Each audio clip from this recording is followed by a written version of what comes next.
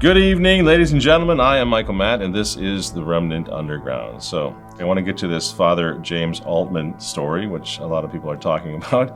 One term I wanted to define before we get started, and that is the term sede vacantism, which basically is Latin sede vacantism, the empty seat, which means there are certain people in the Catholic Church who are so flabbergasted, so scandalized by what's happening in the Vatican right now that they say this guy can't possibly be the Pope. Francis just can't possibly be the Pope.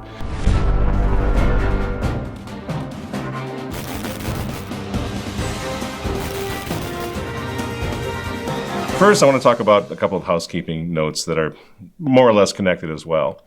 This right now is about the last chance, by the way, to sign up for the Catholic Identity Conference out in Pittsburgh. It's going to be big. This is everything's happening at once right now. It's all breaking. This is happening right on the eve of the Synod. And I'm really excited to announce that we're going to have live and in person now, His Excellency, Bishop X. He's going to be delivering the keynote speech on Saturday night of the Catholic Identity Conference. And I'm not going to tell you who he is until he takes the stage. But it's a big deal. I think I just heard yesterday we're up to 30 vendors. We're expecting about 700 people in the room. Students, young people, you only pay $50, and that's for everything, including meals and the whole bit. So really want to stress the importance of getting young people out to this conference. You are the future, and there's a war going on, and old guys can't fight wars, so we're going to need to get you guys involved. Yes, Walter? Don't forget to mention the live stream. That's right. That's right. We will have live streaming now. We've sold enough seats. Obviously, the thing is basically sold out. There are 45 seats about left, but we will have live streaming of the entire event. So click the links below here, and I hope to see you there. Also, big time, mark your calendars. Huge thing. We've been talking a lot about this synod. People say the synod on synodality, which is out there like a planet, right? It's going to be bad. A lot of people say, yeah, you talk about it, but what are you going to do? And I'm really, really proud to say that I will be joining up with my friend and ally, John Henry Weston of LifeSite News in Rome, just down the street from the Vatican, right after, the day after the Synod from Hell concludes. Now, Cardinal Gerhard Muller is going to be there, Bishop Joseph Strickland. Oh my gosh, I'm so excited about that. He will be in Rome with us. Of course, John Henry will be speaking, and several other really erudite, excellent speakers will be there. Now, the Remnant is co-sponsoring the Rome Life Forum, so I'm very happy to be doing that. You can go to romelifeforum.com, I believe, to get all the deets on that. So obviously, friends, Houston, we've got a problem. It's getting worse by the day, and that's why we want to talk about this. Where do we put ourselves? How do we resist? What does that look like tonight? This just in, over at remnantnewspaper.com, you'll see that Pope Francis, incredibly, is going to be speaking at the pro-abort Globalist Clinton Foundation, their big event just next week in a few days. Pope Francis is going to be chatting with Bill Clinton himself. The womanizer, the biggest, this is such a scandalous presidency, and for whatever reason, the Vatican is not afraid in the middle of the Me Too movement to associate with this guy and to put Pope Francis in a position to be just endorsing the Clinton Foundation, Not surprising. We had video the other week, maybe Walter can throw that up on the screen, of Francis meeting with Alex Soros, George Soros' son, and Bill Clinton, weirdly enough, a few weeks ago. Obviously, they were setting up for this big event next week now here in New York. They're going to talk the big issues, because the issues that really matter in the world. Not apostasy, not abortion, not gay marriage, not transsexualism, not the destruction of the family. None of that matters to Francis right now. No. He's going to be talking with old Slick Willie about climate change, of course, and the refugee crisis, which is what they're calling it now. It's a refugee crisis, don't you see? Right. Also known as illegal immigration. Now, I guess what's happening here is Francis's new hot button issue is this immigration thing, now that we have another presidential election here in the U.S. coming up, kicking into high gear, and that evil nationalist is going to be on the ballot once again, presumably, if he's not in prison. And so here, then, is the brand new apostolic nuncio from the Vatican to the United States of America, apparently, friends, stumping for the Democrat nominee, whoever that happens to be. The problems today are huge. Let's take one example, which is very, very important in the United States, the problem of migrations. It's amazing to see that as soon as we speak about migrations, the politicians fight between themselves. And they should not. Because, United States has always been a country of migrants. What should we former migrants, do not accept and to receive new migrants? Help me out here. I mean, Eminence, you can't possibly be serious. I mean, I don't mean to be insulting, but you can't possibly be this stupid. You can't possibly be this ideological that you have to pretend that you don't know the difference between legal immigration and a wide open border that at the moment is overrun by drug dealers and child traffickers. You don't know the difference there, my friend? Because we do. We Americans do. We know the difference.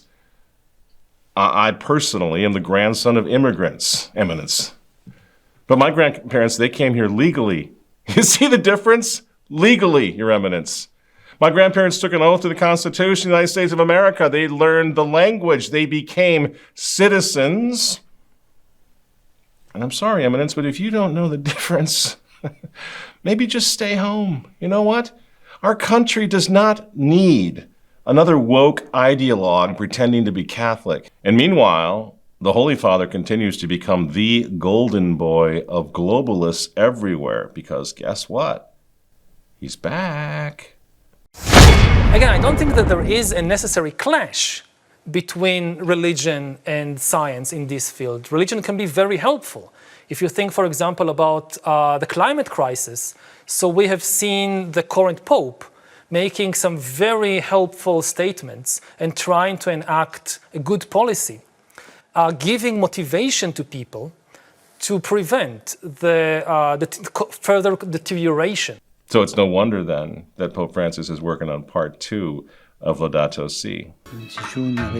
Pope Francis had not had any official meetings for days, but then he revealed the possible reason for these absences. Io sto scrivendo una seconda parte di Laudato Si.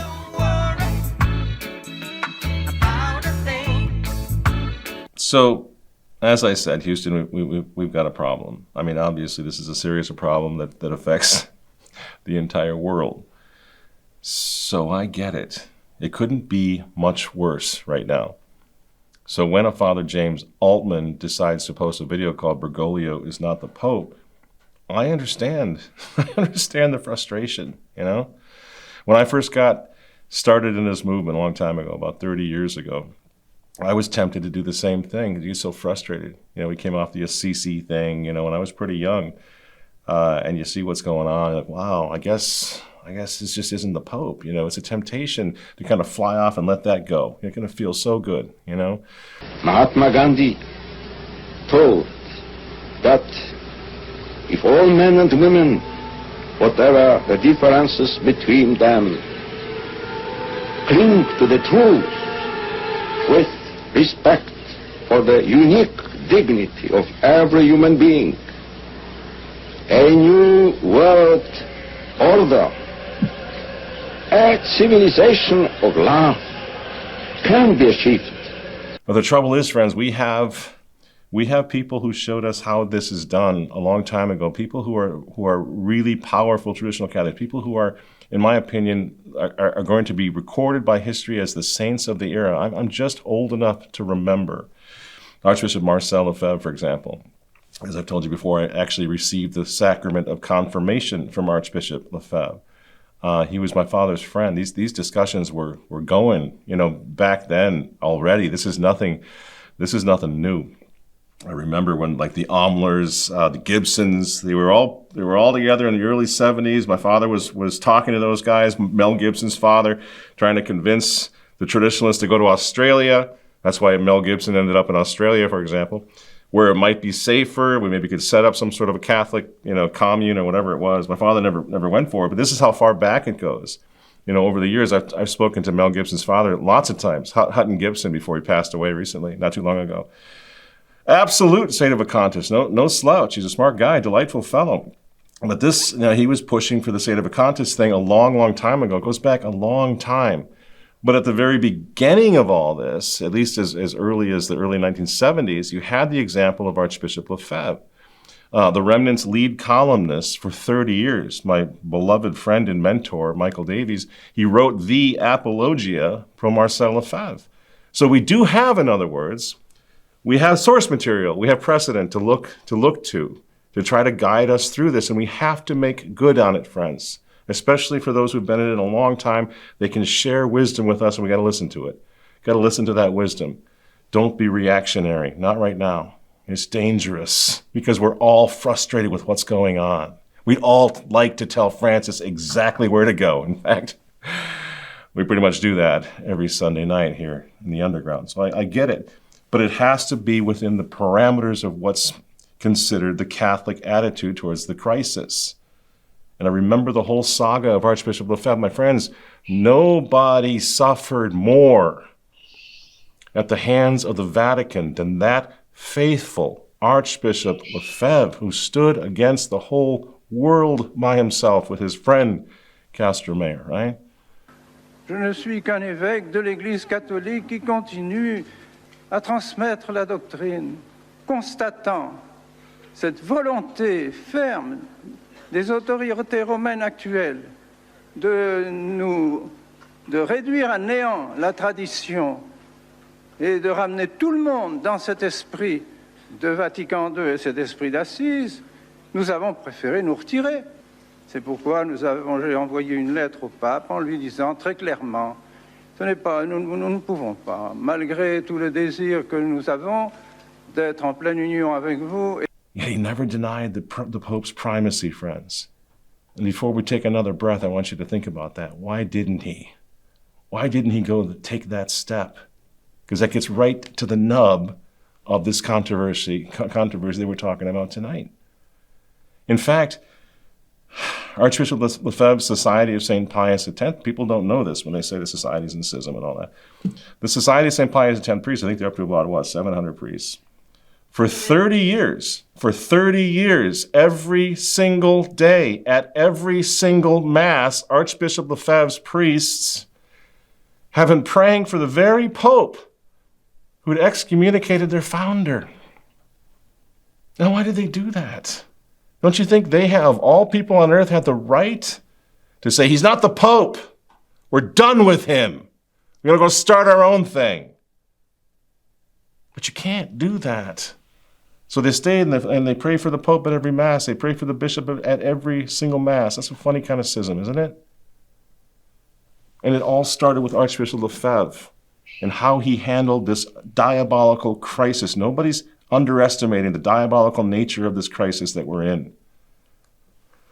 So people say, well, yeah, it takes courage to proclaim Francis has lost his primacy. That takes guts. I don't know. If I were to do it today, I could fall right into a very loving set of arms from a full movement that would embrace me and salute me for my courage, finance my efforts, right? As it is, we're walking this razor's edge, and you got sedevacantist saying, you're a coward, and you got neo-Catholics saying, you're a schismatic. Everybody hates it. You see? Because maybe that's just the way you have to be right now. Our fathers and mothers in the faith, what did they do during the crucifixion? During the crucifixion of the mystical of the body of Christ. We're living through the crucifixion of the mystical body of Christ. What did they do during the first crucifixion? Where were their options? Where was their safe haven? They didn't have one. The man who said he was God was being driven with whips and clubs to the place of the skull to be crucified like a criminal. So who did they turn to? Peter? He had denied Christ. Judas, he betrayed Christ. The Jewish priests and elders, no, they had plotted for his life to kill him. The Romans, they were crucifying him. Who did they turn to? Where did they get closure? Where did they get the easy answer? There wasn't one, friends. That's how this started out, you see? And that's what we're facing right now with the crucifixion of the mystical body of Christ. So no, in my opinion, I think it takes much more courage right now to hang in there like Archbishop Lefebvre did when everybody wants to beat you to a pulp and everybody says you're a fool for still accepting that this man somehow, in the mystery of iniquity, is still the Pope. It's not a popular position. But we're not alone in this. We're seeing God's hand, God's intervention right now. We're watching another man take an example or take a page out of the book of Archbishop Lefebvre. He's doing it again right now. His name is Gerhard Cardinal Muller, right? And people say, well, yeah, but he used to be one of them. You can't, really?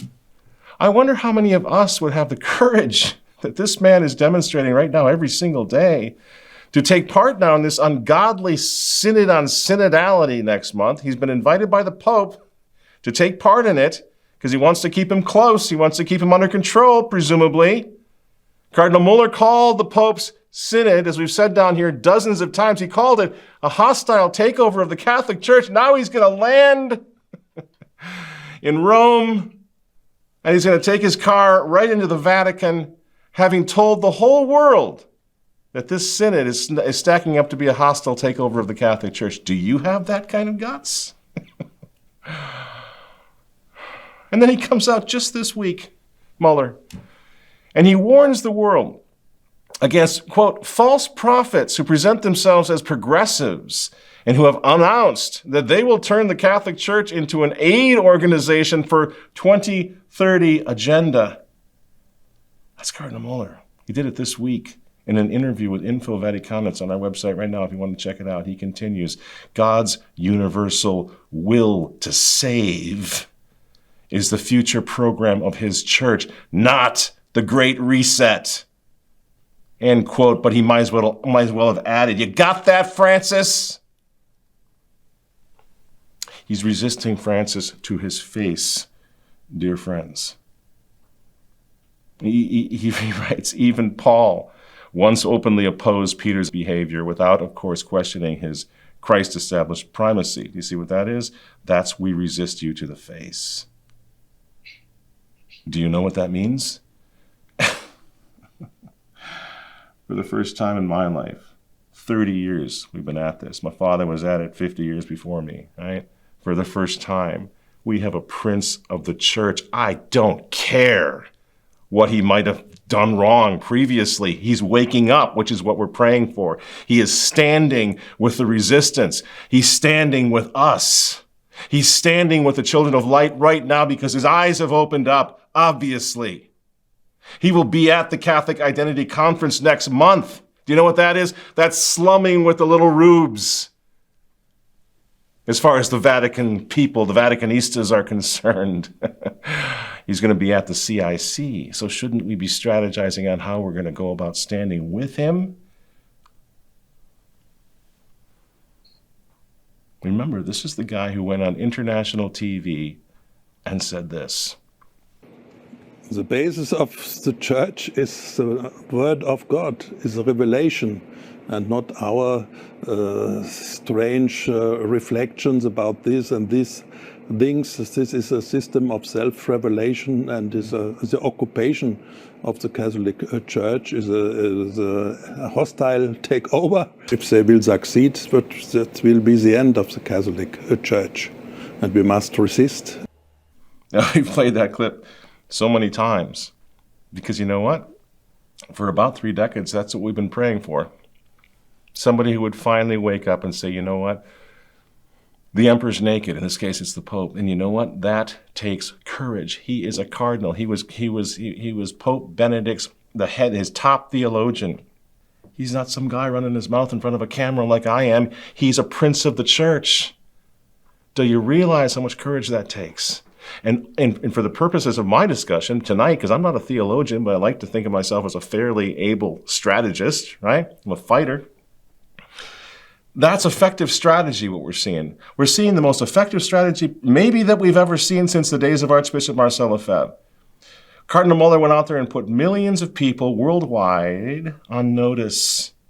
I'm talking about the folks, the millions that watch EWTN, the folks that read the New York Times, the folks that watch Fox News, the folks that follow us at Remnant TV, all the people who are attached to the Society of St. Pius X, the National Catholic Register, everybody and beyond. Every conservative-leaning Catholic saw that happen and realized we've got a crisis of biblical proportions that motivated Cardinal Muller to stand up and say that.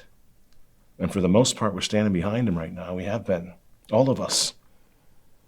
So I'm not out here tonight because I want to take a shot at Father James Altman. He's a man that I know, that I've met. In fact, I had him speak at the Catholic Identity Conference a few years ago. He's a good guy. I just disagree with the strategy. And my disagreement, again, is based on 30, 40, 50 years of experience, right? And I'm not saying that makes me infallible, but I think that we should all kind of slow down and think about that, talk about that. What worked in the past? What didn't work? People say, well, you're a coward, Michael Matt. You won't say it like it is. Well, maybe. I like to think I'm not. I like to think that I'm not.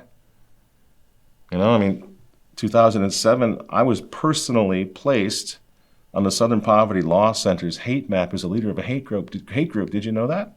You can Google it. There I am. I have 7 children. At the time, they were all very young. It would be so much easier now with the FBI rounding us up, locking people up without probable cause or with God's due process. Don't you ever think that maybe I thought it would be a good idea to shut all this down and just go home with my wife and kids and just wait this out? Because they're coming after all of us. I don't say this to brag. I say this, and no, it's not a matter of being cowardly.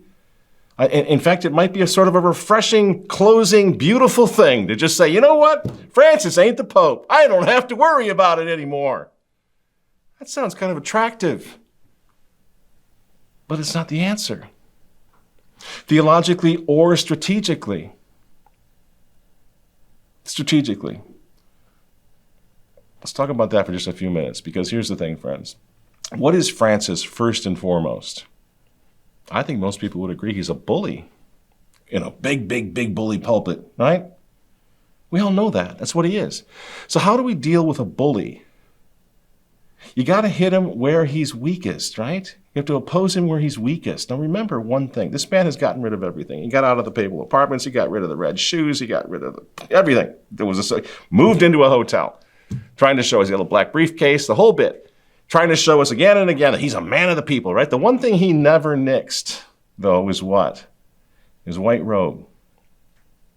The white robe, the white cassock. Why is that? He is the guy dressed in white. He is the man living in the Vatican.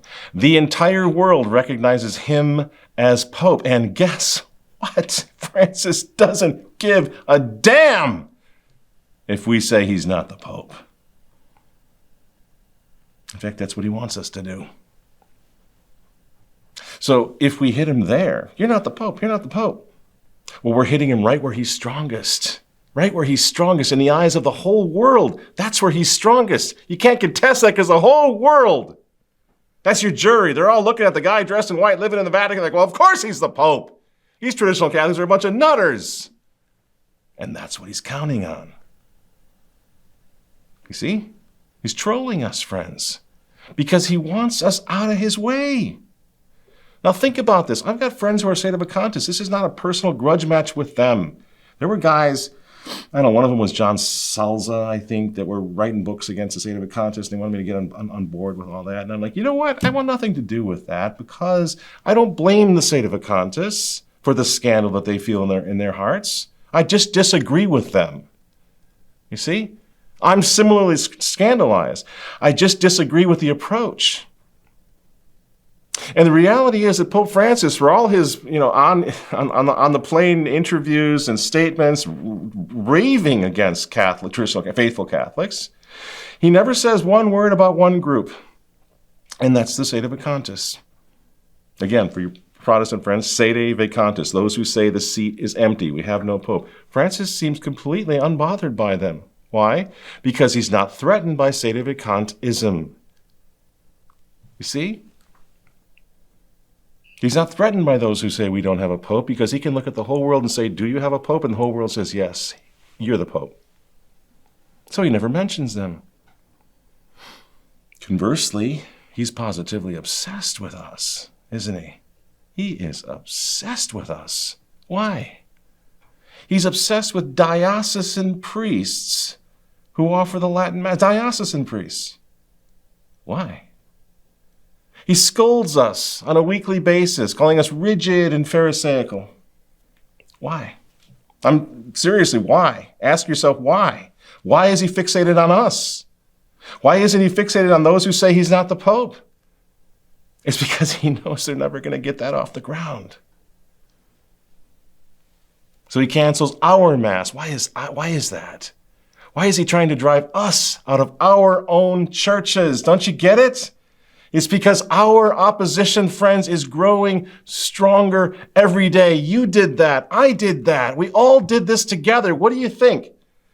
There's some sort of a piece of poetry when we say unite the clans? It is working, friends.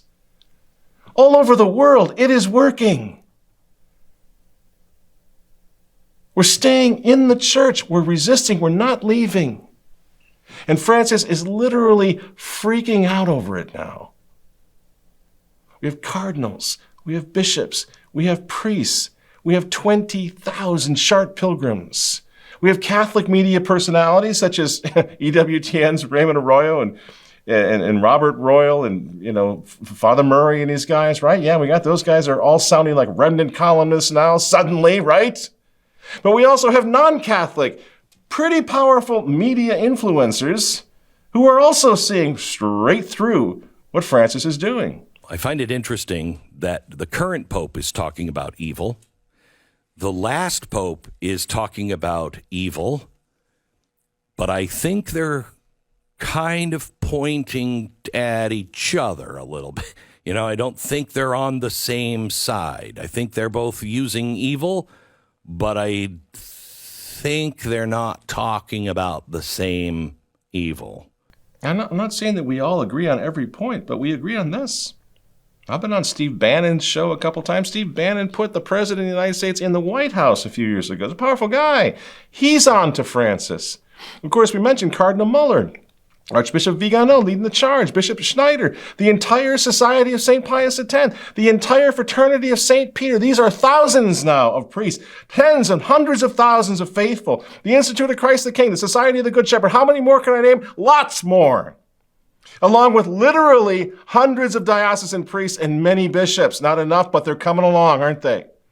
What we're talking about here, friends, is millions of Catholics worldwide, lay Catholics worldwide too, all getting stronger every day against the Francis Revolution, which it also entails an awakening about the revolution of Vatican II. This is a pivotal moment in the history of the church. Yes, it might be the end of the world, but my gosh, are we going to go down swinging with a lot of people? We are not going to ascend the scaffold by ourselves like Archbishop Lefebvre did. There's a lot of people now, a lot of powerful people. Don't believe me? Look at Bishop Strickland. The Vatican is making fools of themselves trying to shut this man down. Why? Because he's too doggone Catholic. And guess what? The world sees Bishop Strickland as a sympathetic character. You don't even have to be Catholic to look at this holy man on his knees and say, why is Francis the bully beating up on him for being too Catholic? Do you see how it works? But when we stand up out of frustration, out of love, out of desperate concern, I'm not describing any evil motives to anybody who does this.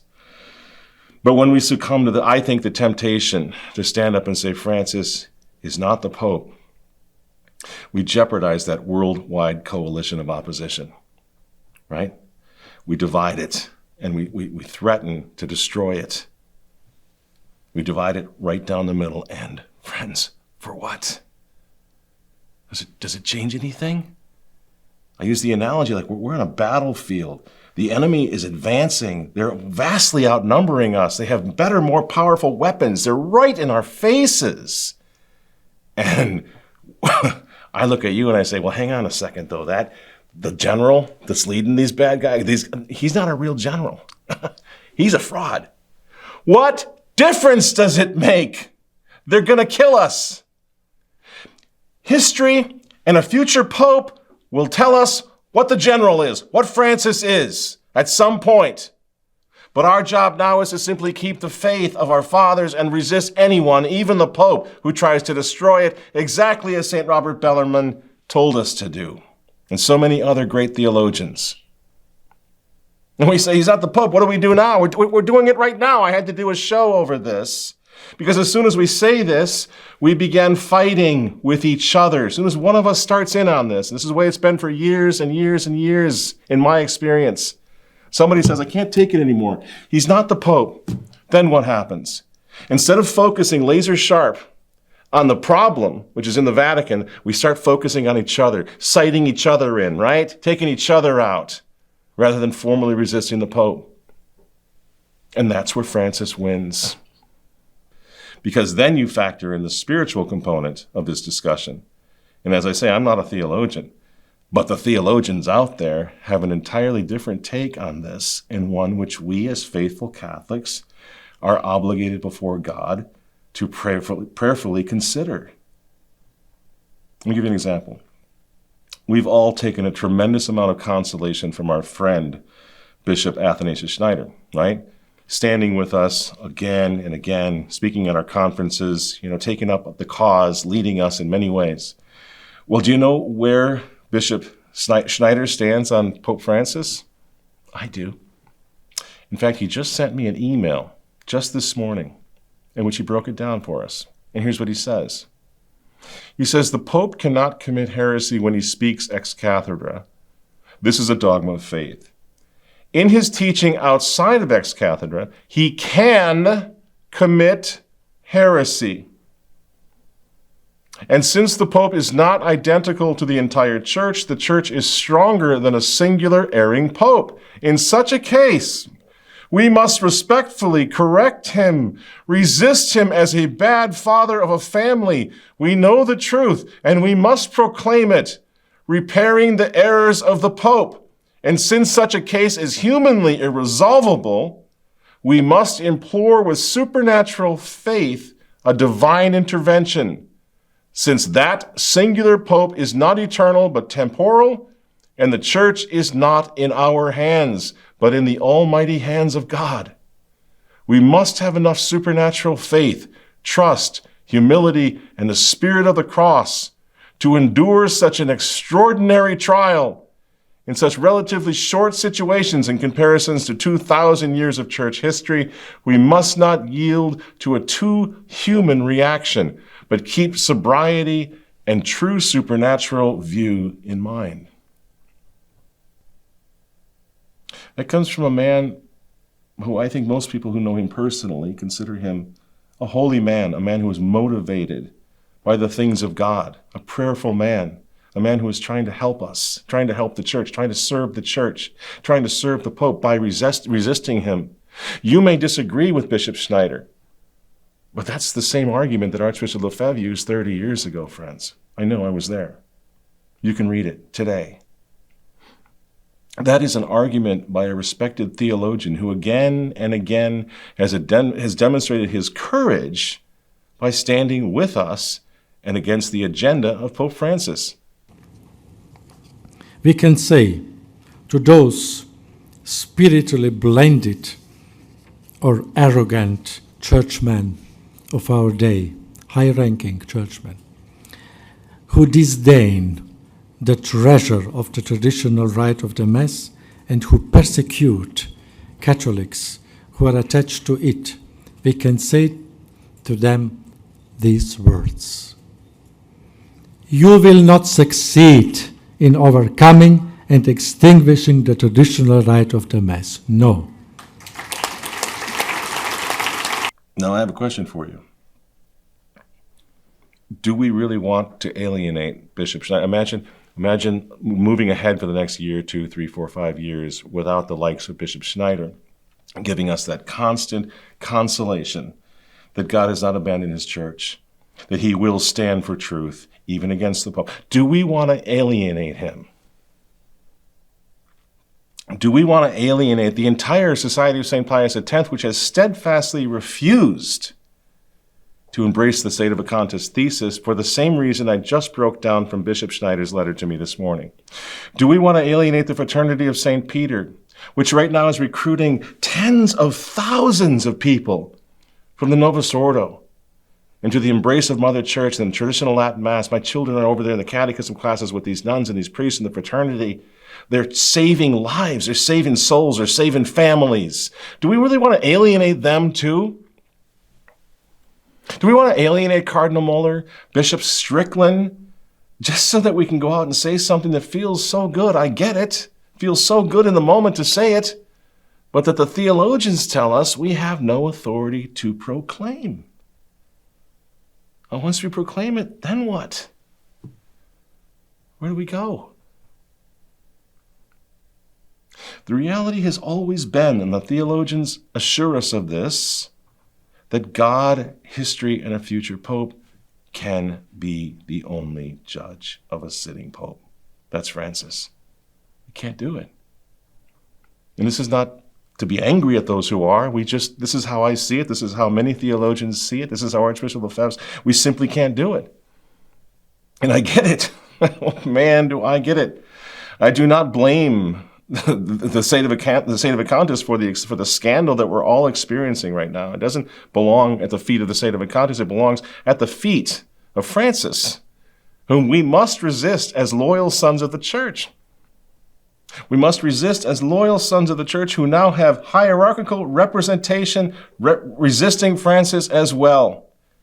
Bishop Strickland. Those who would propose changes to that which cannot be changed seek to commandeer Christ Church, and they are indeed the true schismatics. Bishop Schneider. You will not succeed in overcoming and extinguishing the traditional rite of the Mass. No. Cardinal Muller. If they will succeed, that will be the end of the Catholic Church, and we must resist. Friends, this is what Francis fears most, and there's going to be more of this. And that's not even all of them. There's a number of them that are doing the same thing. We've been praying for this all of our lives. And they say, well, God's going to save his church. What's that going to look like?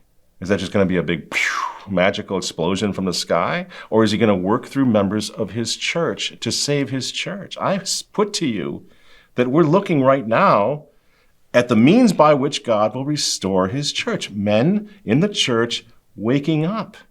And that's where we focus as lay people, supporting them. People say, I could never do that. I mean, they used to be with the Novus Ordo. They're Novus Ordo. Again, 2 words, Archbishop Vigano. Do you know who installed Cardinal Blaise Cupich as the Cardinal Archbishop of Chicago? I am truly pleased to be with you today, as His Excellency Blaise Joseph Cupich is solemnly installed as the 9th Archbishop and the 13th Chief Shepherd of this beloved community of faith. Now, who ever would have thought that the man who installed Blaise Cupich in Chicago would be writing for the Remnant and leading a counter-revolutionary charge against the Synod on Synodality and what's going on in Rome? This is the supernatural hope and confidence as Catholics we must have. Confidence in God. We are not going to save the church. God is going to save the church. And we must be, as I say down here almost every week, be praying and be waiting for these bishops to come over. We have one right now that we're looking at and thanking God for in Bishop Strickland, the very latest. But there's going to be more. We can't just well, Bishop Strickland used to say the new Mass, so he's not one. Really? You can't do that? We can't do that. We talk about diabolical disorientation. All of us have been diabolically disoriented, but thank God, friends, many of these bishops and priests are waking up, right? And we stand with them because that's what Francis fears most. As I say, he doesn't care if we tell our wives and friends at, cocktail hour that he's not the Pope. It just isn't going to bother him. So for God's sake, friends, in conclusion, for God's sake, let's just let God judge Francis while we stand together against the errors of Francis. Again, I've been in this fight for 30 years, and I got to tell you, I have never in my life seen unity of purpose like we have right now. Don't blow it. It worked. The clans are united. Don't blow them apart. What we're all doing together right now is working to serve in the vineyard of the Lord, to stand with the church, to do what we can to make sure the faith survives through us. That's our job. You don't believe me that Francis is threatened by that? Just look at Traditionis Custodes. This is a desperate act by a desperate tyrant who is running out of time, friends. It is working. And all while this is going on, you see and you feel this resurgence of faith in communities all around the world. I told you this summer about the Chartres pilgrimage, but a lot of other pilgrimages just this morning. I got a little note from a young guy in Argentina. His name is Maximo, and he writes the following. He says, "Dear Mr. Matt, I've been following your videos for quite some time with my mom. We love the Catholic tradition that we discovered a couple of years ago. I wanted to let you know, just to raise hopes, that this past weekend we had a pilgrimage from Rossen to Lujan's Basilica, which is 100 kilometers in 3 days with 1,600 people walking. We were fighting for and promoting the traditional Latin Mass. It was an incredible experience, as it is every year. I will send you some pictures to spread the news. See you, Maximo." See, friends? That's what it's all about. Maximo is what it's all about. Maximo down in Argentina with his mom, sifting through the ruins, building up the altars again, starting over, proving to themselves and to their community and to the whole world and to Francis that no force on earth can crush the faith of our fathers. Unite the clans, Maximo. God will save his church in his time. Just make sure that you're in the church when he does it.